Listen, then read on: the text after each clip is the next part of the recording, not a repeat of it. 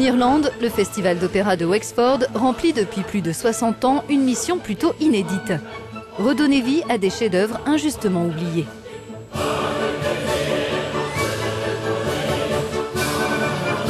Parmi les trésors de cette 64e édition, le Pré au clair de Ferdinand Hérold. Cette pièce du genre opéra comique, c'est-à-dire qui mêle morceaux chantés et théâtre parlé, connut un immense succès par le passé. Cette intrigue amoureuse entre deux jeunes protestants, Isabelle de Montal et le baron de Mergy, se situe en 1582, 10 ans après la Saint-Barthélemy.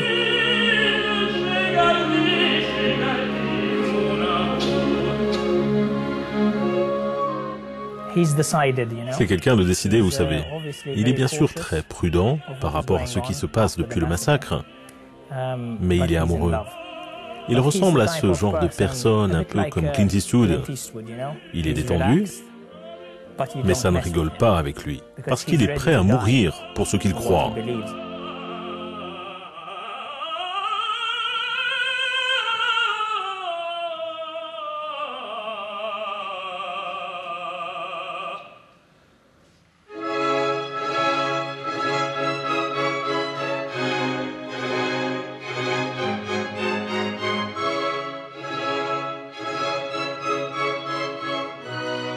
Isabelle de Montal est fougueuse, passionnée, elle est un peu sauvage. Elle est la seule protestante à la cour de France. Quand on a commencé à travailler sur Isabelle, on avait un peu cette idée d'une fille un peu cow-boy qui a envie juste d'aller courir dans les champs et qui est prise à la cour, prise dans sa robe, inconfortable. Je trouve ça très drôle que tout d'un coup on ait un cow-boy et un Clint Eastwood de western.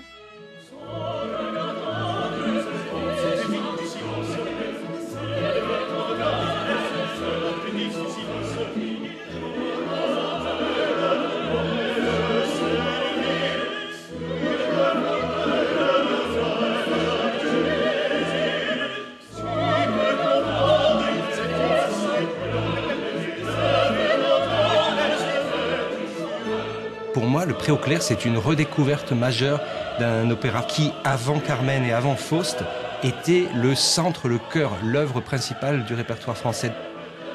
Les défis, c'est vraiment de le rendre moderne, de la rendre vivante, fraîche, naturelle. Mais l'écriture musicale est tellement bonne de chez Hérold qu'on se retrouve très proche de Rossini, très proche de Weber. Donc on voit l'originalité d'un compositeur romantique français. C'est un spectacle dans lequel on peut se laisser aller vraiment en s'ouvrant totalement.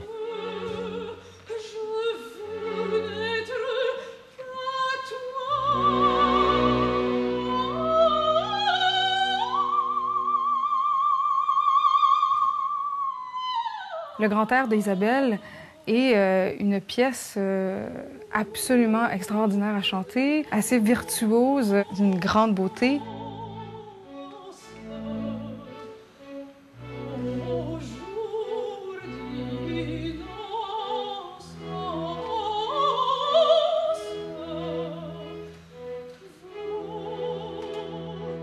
C'est une pièce qui mélange la lourdeur des guerres de religion et qui sont extrêmement importantes encore aujourd'hui, malheureusement, et la légèreté de l'amour et des manigances pour marier deux amants. Donc c'est une pièce extraordinaire. C'est vraiment une pièce extraordinaire.